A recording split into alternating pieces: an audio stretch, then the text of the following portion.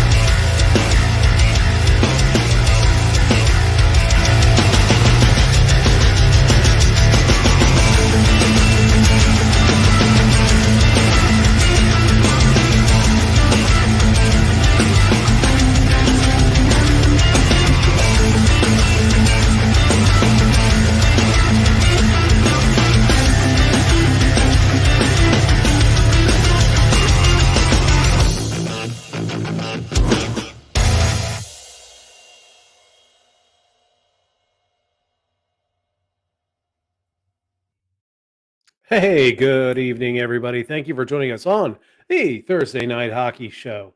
Dave Valente here. My partner, Travis Aurednik, is currently trying to catch a spider. And when he gets on in a little bit, we'll catch up with him on catching spiders and share some more stories when it comes to spiders. But it's been a busy couple of weeks with the National Hockey League. I was off last week. I was sick. I got sick right before the show started. I was not just got really sick and lightheaded and decided to cancel the show kind of last minute. Apologize for that, but feeling much better now. Still got a little bit of a chest cold, but doing much better than I was, say, anywhere from probably Thursday afternoon until Sunday night. I was pretty rough. So, but glad to have everyone back with us tonight. We got a busy show. Let me go ahead and we'll talk about the schedule for tonight. We've got 7 games on the schedule. Blue Jackets play the Sabres tonight at 7 o'clock. Unfortunately, I'm not going to be able to watch that game because for some reason I'm in the Blue Jackets blackout market area. I guess since I'm close enough to Pittsburgh, I can't watch any of the Blue Jackets games, so I can't watch my Sabres tonight. Although I think it's bunk if you pay for a TV plan, you should be able to watch any game you want to watch. The game that I am watching is the Bruins versus Hurricanes. That should be an interesting game. There's been some interesting happenings in Boston this week. We'll get into in just a moment. The Penguins and the Senators will face off at 7 as well in Ottawa. Glad that everybody can get to the arena, knowing what's going on in Ottawa. The Canadians, we'll talk about changes there. They'll be taking on the Capitals tonight at 7 o'clock. So that'll be an interesting battle tonight with the changes that have happened in Montreal. No changes in the Blues and the Devils, although I'm not sure that Jack Hughes is back. He did catch COVID during the All Star weekend, although that is the only casualty of the weekend, from what I'm gathering at this point. But Blues and Devils start at 8. The Leafs and the Flames are at 9 o'clock tonight, and then finally, also at 9 o'clock, the Lightning and the Avalanche. That'll be a barn burner of a game. I'm looking forward to that. Um, but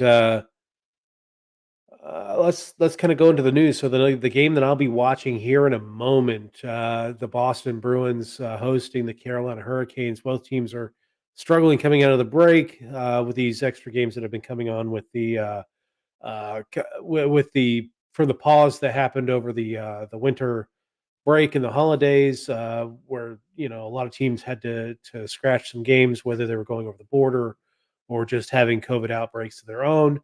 So we're making up those games while we were supposed to have been on the Olympic break right now, watching the NHL players playing over in China, but that, of course, that did not happen with all the COVID outbreaks and all that fun stuff. So, 3 weeks of hockey that were supposed to be focused all over on China are now back in the United States, back with the NHL. We've had a couple nights of games. Monday, they started some of these makeup games, and this week is a little bit light on the schedule.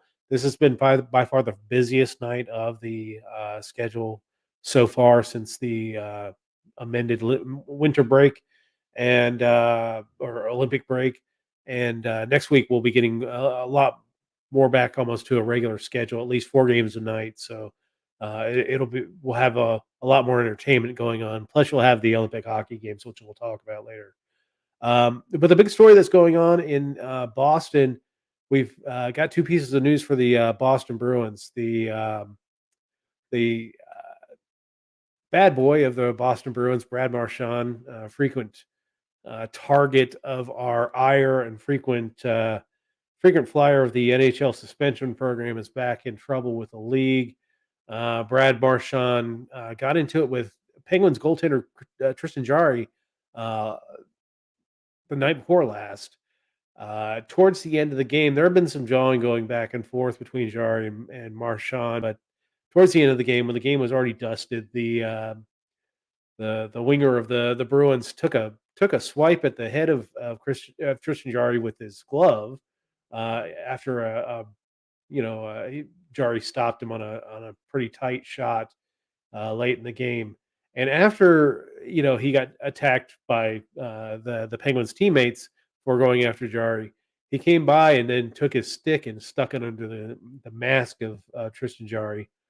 For that, he has been suspended 6 games. Now, this is purely because he is a frequent flyer on the NHL suspension program. Um, he deserved it. There was a pretty bush league move. What he was doing. It was pretty clear he had lost his cool. And the sad thing for Marchand is that for like the last couple of years, until earlier this year, he'd really been kind of cleaning up his game and more focusing on playing hockey and not doing the dumb things. But he's done a couple dumb things this year, and I guess you can't change the spots on a leopard. This is who he is, and so that's what we're looking at with Brad Marchand. The other issue that's hit Boston tonight is the retirement of Tuka Rask. This situation is very similar to the Ben Bishop story.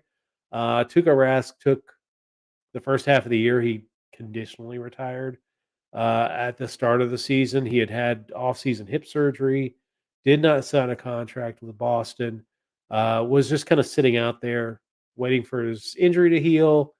Once it healed, he was going to try and do a conditioning stint down with uh, the baby Bruins, and that didn't work out.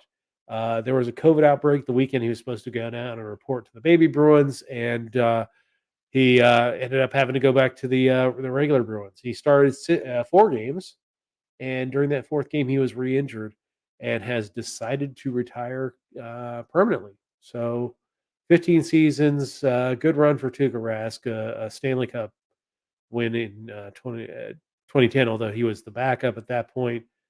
Took them to the Stanley Cup Finals against Chicago and St. Louis in losing efforts. Um, but very solid career for Tuukka Rask. Nothing to feel any shame about. He was a solid goaltender and really was the backbone to a team that was decent. I mean, they have a really great first line, but I think what's caught up to the Bruins is the fact that they really don't have much beyond maybe half of a second line, and there's not really much reason for him to stick around. I mean, I guess he could have waited and tried to get healthy again from the hip injury, but at 35 years old, that 15-year NHL career, I think it's probably a good time for him to retire.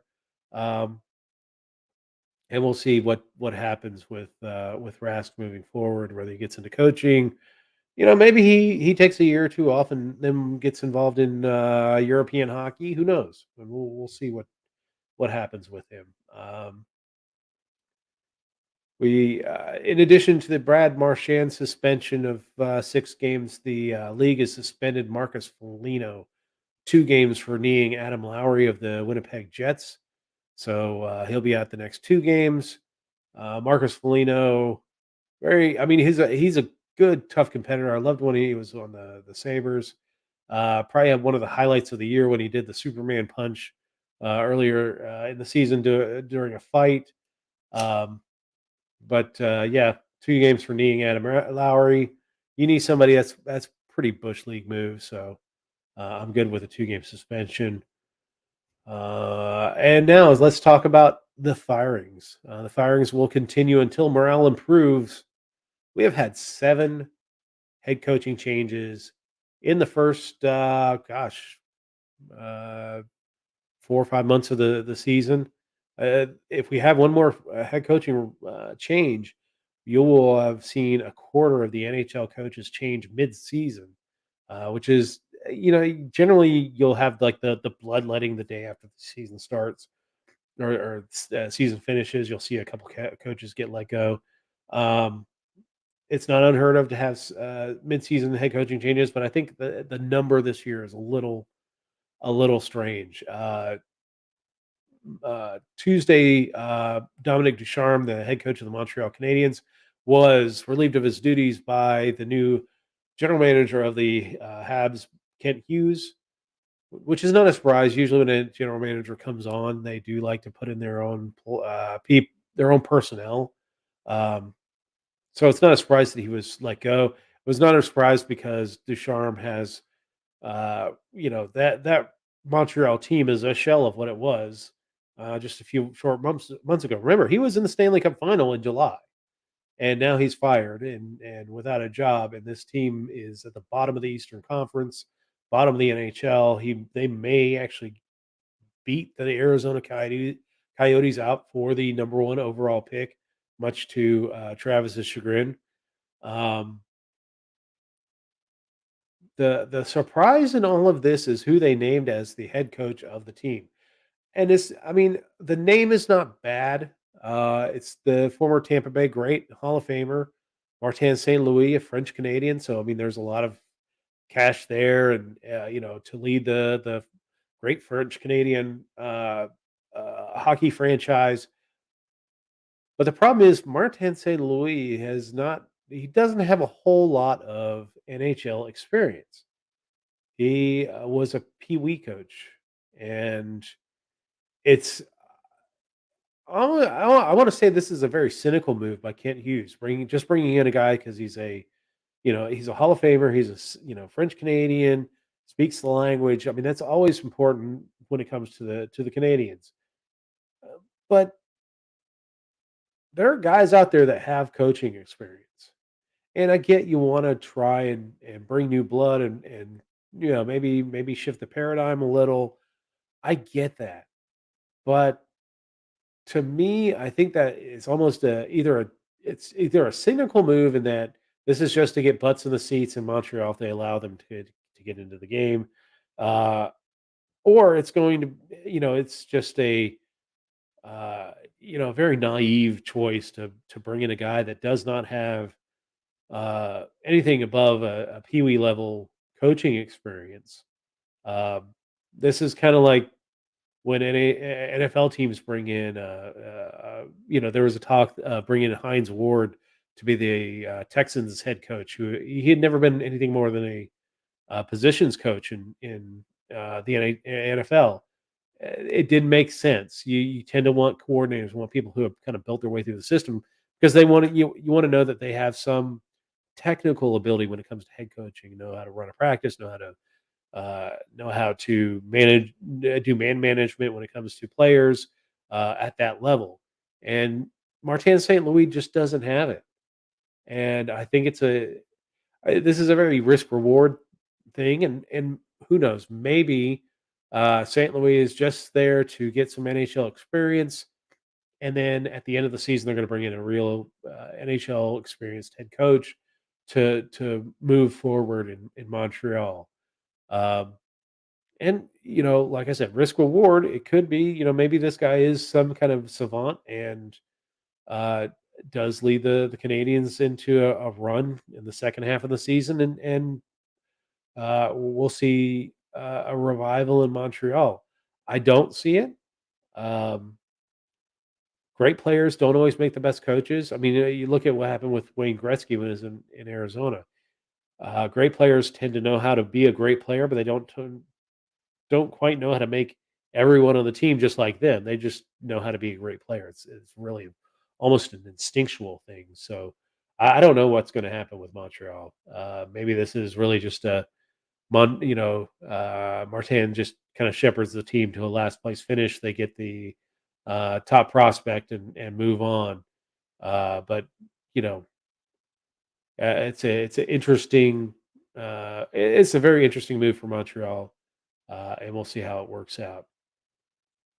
Today, Edmonton, after two straight losses coming out of the All Star break, decided to move on from head coach Dave Tippett.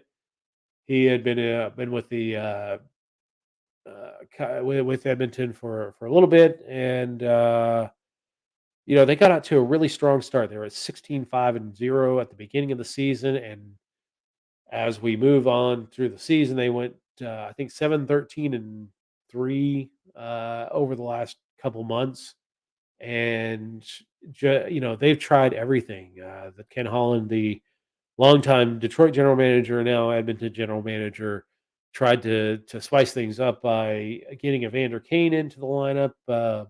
Evander did pay immediate dividends, scoring against Montreal, but again, that was Montreal, and the news coming out of Edmonton has not been good for a while. It's not a surprise that Tippett got fired just because of the pressure from that fan base, because they've had Connor McDavid for 7 years now. It's kind of like what happened with Buffalo. People got frustrated, and I'm sure that Connor McDavid's going to start really getting frustrated with the changes. If there isn't kind of a sustainable push forward for the franchise. Um, the Oilers decided to promote AHL Bakersfield Condors bench boss Jay Woodcroft to the head job. He had been their, of course, their AHL head coach, and will take over. My guess is to the end of the season, and they'll reevaluate at that time if Woodcroft's able to kind of revive the fortunes of the Oilers and get them back in the playoff position. There's a good chance that he'll take that job full time. If not, then no harm, no foul. They'll go out and secure another coach heading into next season. Um, but if they miss the playoffs, you're going to start seeing. You're really going to start in earnest hearing those rumors. Is Connor McDavid going to ask for a trade? Once those things start, as we saw with Buffalo, there's a good chance that you don't see. You might see it kind of pressured into fruition. So I'll be interested to see what happens with that. So that's two bad pieces of bad news for coaches in the NHL. Good piece of news is that St. Louis has re-upped Craig Berube to a 3-year extension with the Blues. Of course, Berube was the coach that took over midseason in 2019 and led the Blues to their only Cup win.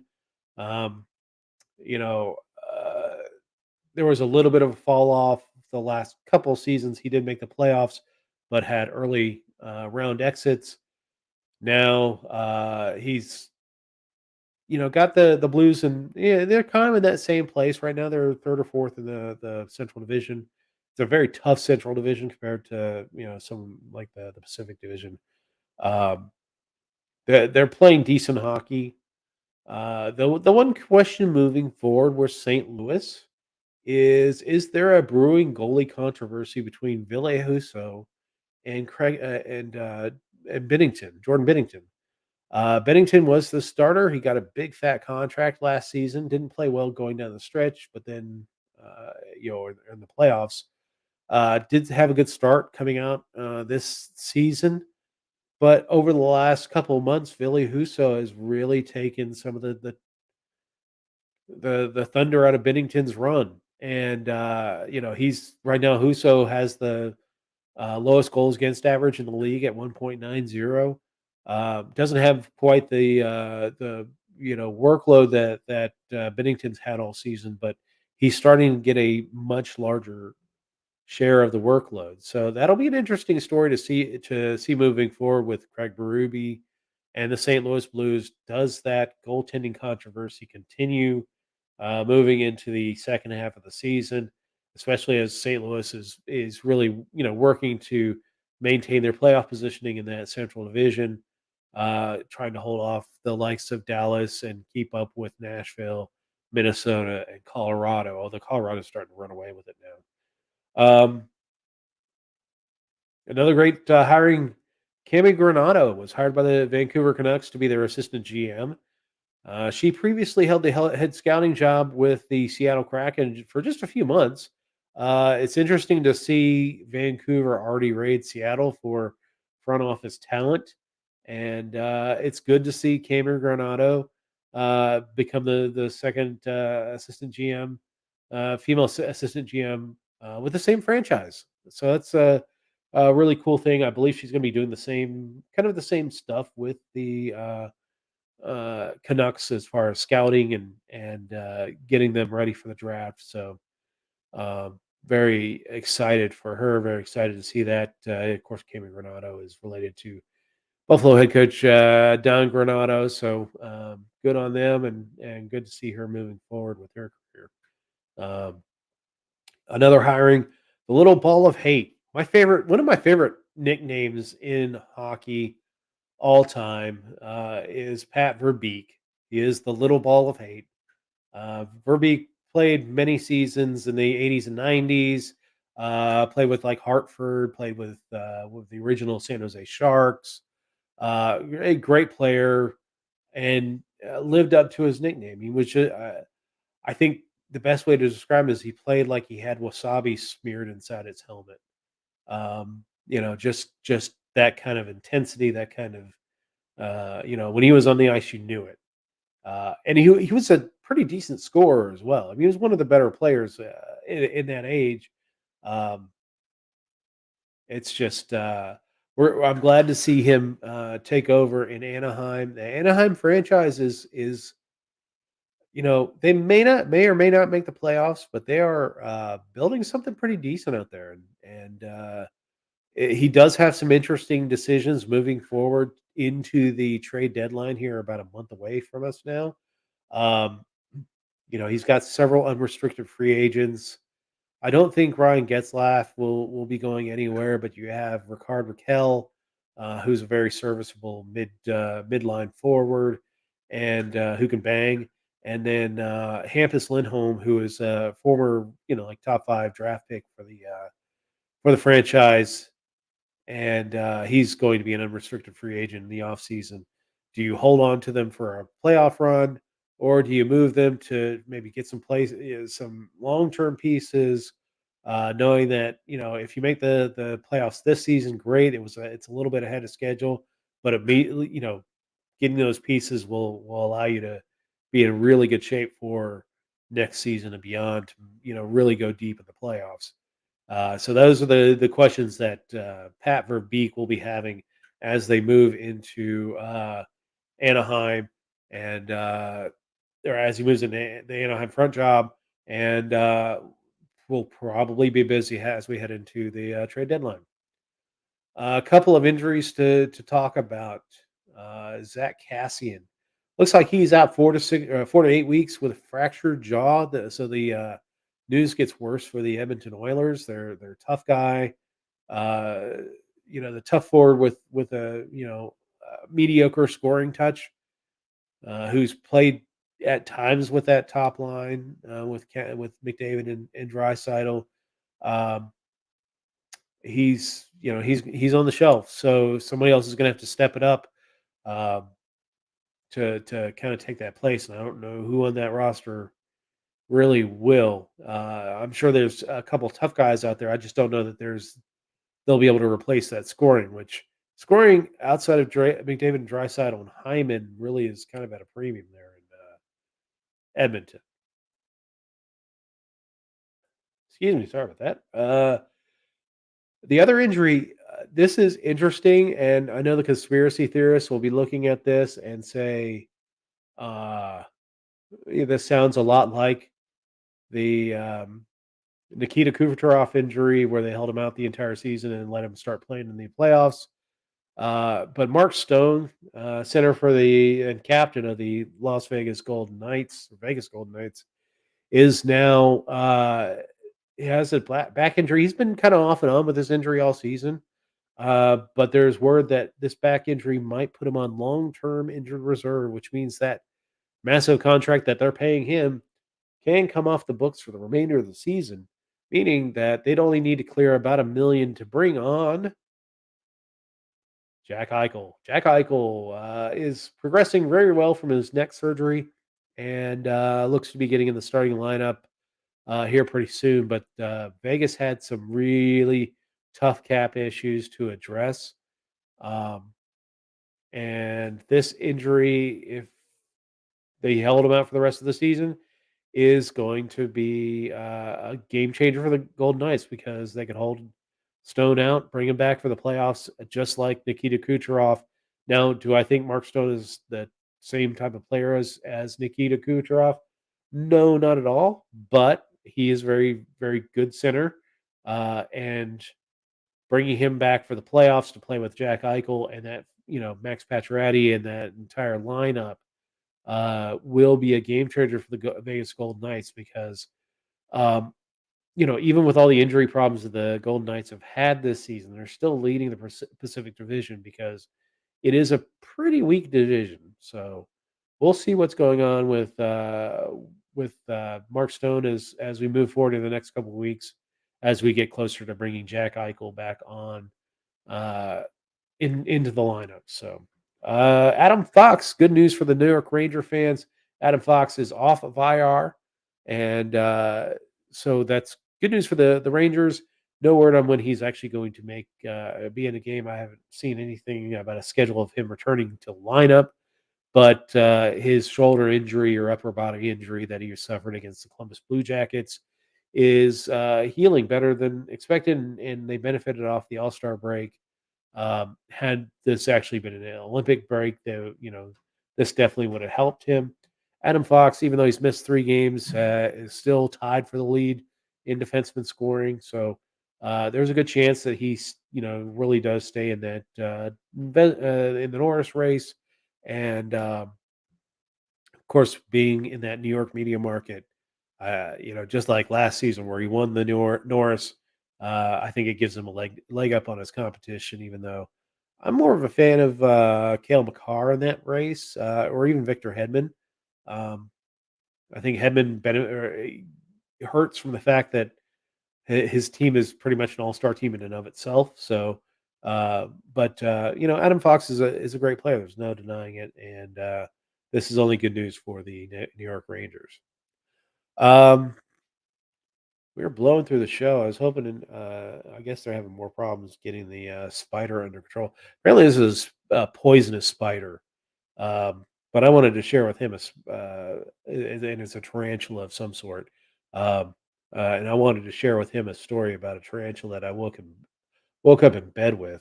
So if he hops on before the end of the show, we'll swap spider stories. But hopefully he's doing fine. Hopefully he doesn't get killed by a spider because honestly I hate spiders.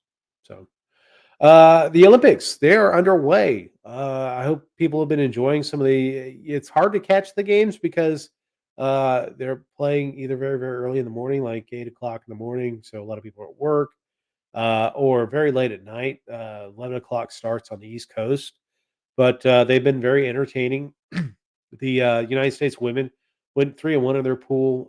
That pool, every team made the medal round. They lost to Canada on the final game of the pool, and that was a 4-2 score. But I will say that I watched that entire game, and I thought that the United States was a far better team. Um, I'd heard that the Canadians were a lot better than they had been in previous years, and watching them in their preliminary round games against the other teams that they played, Finland, and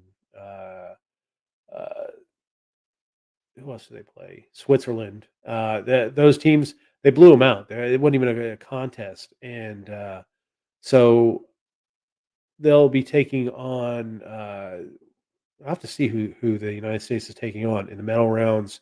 They'll get one of the teams from Pool B. Only 3 teams from that pool made it. I will say kudos to the Chinese team. China is having issues with, you know, China's had issues forming teams and all that stuff. They're debutantes. Uh, Sorry, this cold's still kicking my ass. But they were debutantes this time around, and they got a couple wins against European teams, and it was impressive to see. They upheld themselves quite well in this tournament. Um, so but I don't think they got out of the medal round. In fact, let me see what the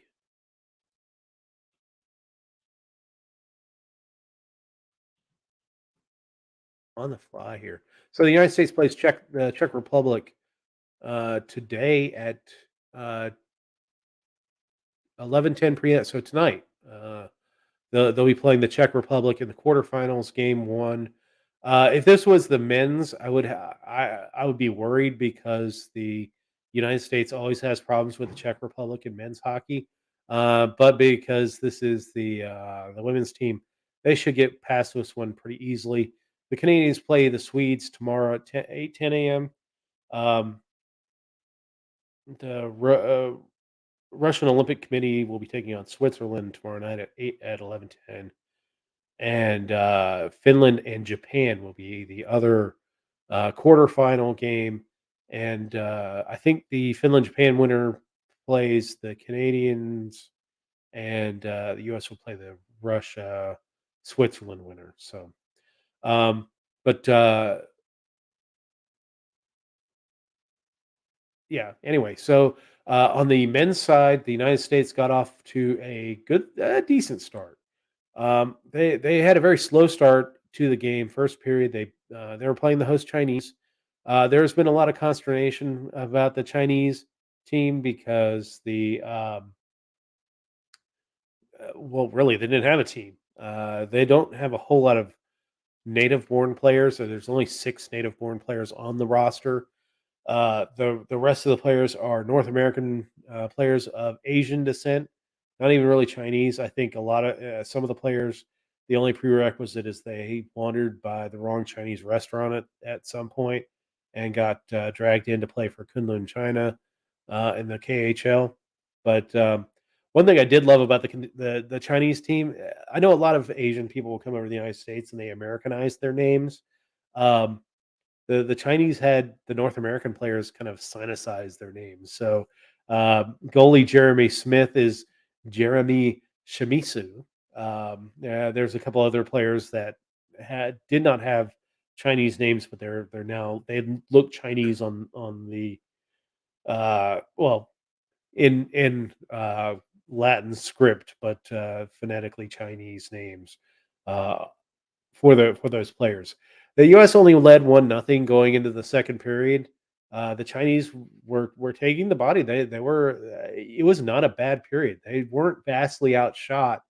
I watched the game last night between Denmark and Sweden. Sweden's a much better men's hockey team than Denmark. I'm sorry, not Denmark, but Latvia. Uh, the Latvians uh, did not get a whole lot of shots, especially in the second period. The Chinese were only outshot like 18-15 going into the second period. We're only down 1-0. They had some really good chances. They were taking the body. Um, the United States started scoring in the second period, and you could see it kind of take a toll on the Chinese. Um, the can't remember the guy's name from Harvard scored a hat trick. The U.S. dropped an 8-0 snowman on the Chinese, and so the Chinese they weren't as awful as people feared heading into the Olympics. But they, had this been the NHL players, this would have been awful. Um, but I think they caught a break with the kind of makeshift rosters that teams are going to be rocking. I think they're going to have a tough time against the Canadians, of course. U.S. plays Canada tomorrow night at 11:10 p.m. I believe. Um, That'll be for first place in the group. The other game in the group is the last night is against Germany. Now, which could be a very sneaky game for the United States. The Germans made it to the gold medal game last year or in 2018 with a kind of this Euro led group because the NHLers didn't participate in 2018, and so the Chinese or I'm sorry, the Germans could give the United States a run for their money. If the United States loses that game, they could very well be not be in the medal round. So they'll need to bring their A game against both Canada and if they win against Canada, they're going to make it to the next round. But if they lose to Canada and lose to Germany, they could be out, and that would be sad. So anyway, the young guys for the United States, Matty Beniers, I think his name's Farrell, the kid from Harvard, all looked good. So good for the kids.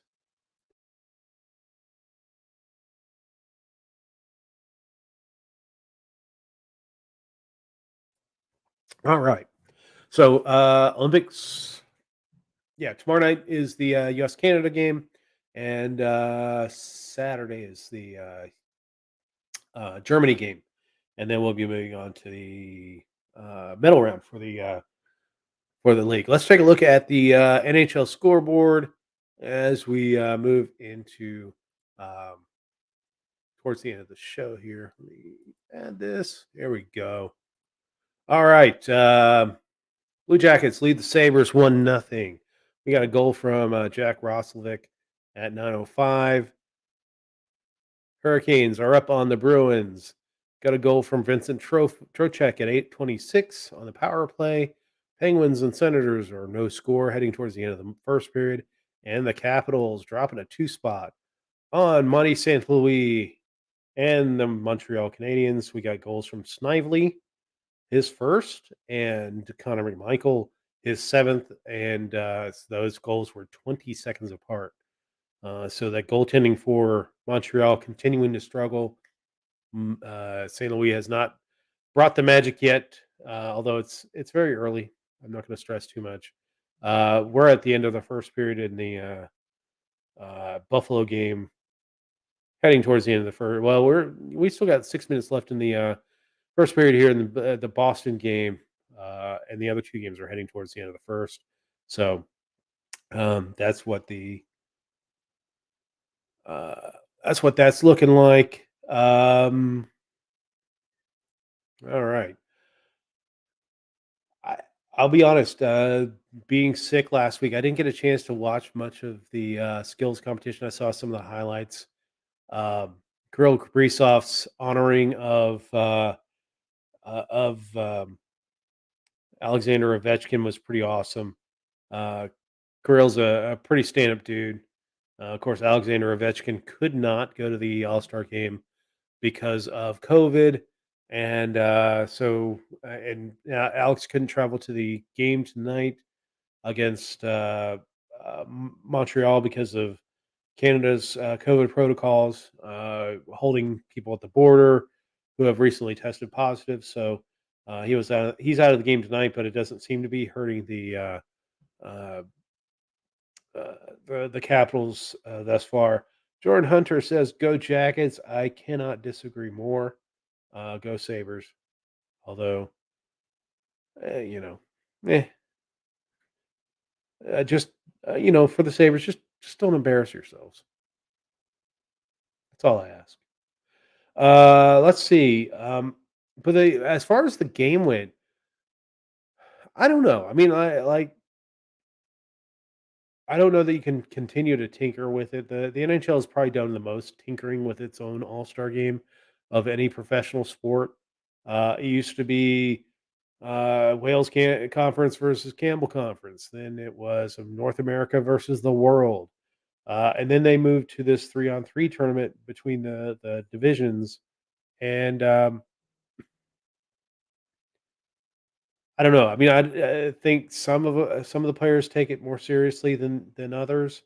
This year was interesting in the fact that we had a couple goals called back on review, and we did not. I mean, there wasn't much fighting or hitting or anything like that. Of course, in the All Star game, nobody really expects that. Um, in fact, I don't think we've seen a fight in an All Star game in probably 30 years now. Um, so I don't know. All-Star game, I almost think that they should do it kinda like how the NFL does it, which is, uh, sometime during the Stanley Cup Finals that they do something where the other players on the teams get together and do, something. It kind of in the middle of the season, it doesn't really lend itself to be any kind of an aggressive hockey game, I guess, but, I really don't know how you really fix it. Um, sorry about that. Really, it's more of uh, I guess it brings some casual fans into it, but really, it's kind of a throwaway weekend within the NHL calendar. And yeah, it was cool because it was in Vegas this year, and you had some of the new things with like the uh, skills competition within the fountain at the Bellagio, and the 21, the blackjack that they played. But I don't know. it's just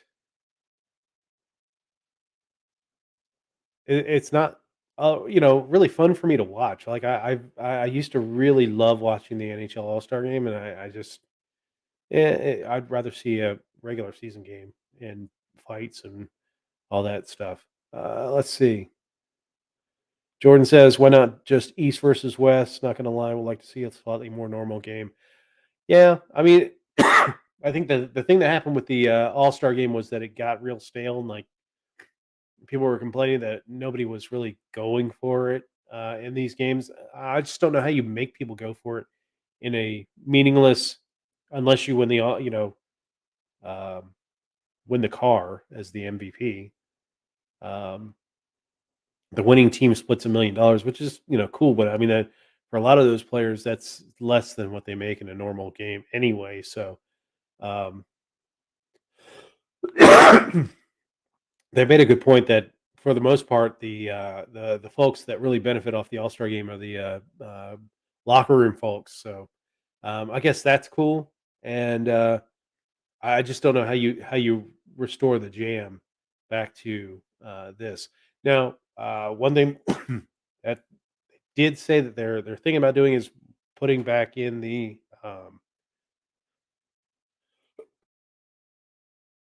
sorry about that, putting back in the World Cup of hockey. Not next couple summers. I think 2024 is when they're talking about putting it back in the World Cup of Hockey, which is a summer tournament. I don't know if they should do the young stars like they did the last time. I think it was really cool when it was international, kind of like the World Cup, uh, best on best international teams. Especially since we haven't had that with the Olympics the last couple times, and the Winter Olympics refusing to give up on hockey to allow it to go to the summer, which would make much more sense for the NHL to have the games in the summer, so it's not interfering with their season. Um, but uh, yeah, I think that's really pretty much the only exhibition type hockey that you'll see that will have any jam to it, uh, like we would want to see within a hockey game. So. Um, With that, we've kinda moved to the well, actually, we're a little bit beyond the halfway point of the season. Most teams have already played, 41 games in their NHL season, and we can talk about the, first half awards. Let's see. So, you could say the first half, Art Ross, was Leon Draisaitl, but, I mean, I think for the entire season, if I'm gonna make a guess, I think Jonathan Huberdeau is gonna be the, Art Ross winner as we go down. They're tied right now. I just think that overall, that's a better team, and I think Huberdeau is going to get much more chances at points going down the pike. Now, for the Rocket Richard, I am fully on board with Leon Draisaitl being the Rocket Richard winner. I'm okay with him being the Rocket Richard winner of the first half of the season. He kind of finished tied with Chris Kreider of the Rangers, but uh, I look forward to Draisaitl winning the Rocket. As far as the North goes, now seeing that is the first half, I would give it to Adam Fox just because he's followed up on that great season last year and kind of silenced some of the doubters of why he got the Norris last year. Uh, and I'm confident that because of his media market, because of his exposure, moving on into the second half of the season, if he continues to play, if he's not coming back too early from his injury, Adam Fox will probably carry the day when it comes to the Norris Award heading into the second half of the season. Uh, let's talk about Vesna for the goaltender. First half, I got to give it to Igor Shesterkin. I think he has played tremendously well and has really staked the New York Rangers into a very high playoff spot, very competitive in the Metropolitan division, up there at the top with the likes of Carolina and you know without him, I don't think the Rangers are doing quite as well. So Shesterkin's emergence as a goaltender and a top flight goaltender has really been solidified this season. Uh, at least on the first half of the season, I think he is the Vesna winner. The first half Calder winner. I've got to give that to Trevor Zegras. I mean, there's some guys that are flying kind of under the radar that are having just as good a seasons. Zegras is kind of doing extra things right now, and that's really what's setting him apart. I wouldn't be surprised if you said, Morris Sider, even Lucas Raymond on the Red Wings. They both have been having a great season. Um, you know, uh, but what Zegers is doing, some of the innovative stuff that he's doing on the ice, whether it's the flip goal against Buffalo or the doing a Michigan goal. Um, his little blindfolded thing that he did at the All Star Skills competition. Although you could tell it wasn't really a thick blindfold for it. He could probably see what he was doing, but still, it was the kid's got skills, and I think that's what's going to carry him moving forward. All right. Sorry about that. Got some interesting stuff on YouTube. Something about online. All right. Um, and then finally, the final award is the Jack Adams Award, which is for Coach of the Year. I got to give it to Dallas Eakins. I think you know what they're doing in Anaheim is ahead of schedule. That he's had them in the playoff position as long as they've had. Yes, the Pacific Division is a much weaker division than pretty much any other division in hockey right now. But to have them in that position that they've had them this year, right now they are third in the division. They are at 55 points, tied with Los Angeles, although they played one more game than the Kings. But they're third in the Pacific in a playoff spot, ahead of Calgary, ahead of Edmonton, ahead of San Jose, and Vancouver and Seattle. So, and really, if they go on a hot run, they could catch Vegas at this point. Vegas, they're tied on games with Vegas, and only 4 points behind. So, um, sky's the limit for the team, but I think a lot of credit's got to go to Dallas Eakin, his second time around as an AHL coach, and seemed to have learned from his previous foray into the game, and I think is really kind of flourishing in his new role here in Anaheim. So that's my rundown for awards of the first half. Let me know what you think. Drop a line if you're watching the video later. I'll be happy to respond to you. But I think that's it for this week. I hate that I know Travis is on his way home, but I think I've kind of run out of things to talk about for the week, and my throat is really dry right now. So um, anyway, we will talk to everyone again next week on the Thursday Night Hockey Show, and we'll talk spiders then. Well, I promise we'll have a spider show.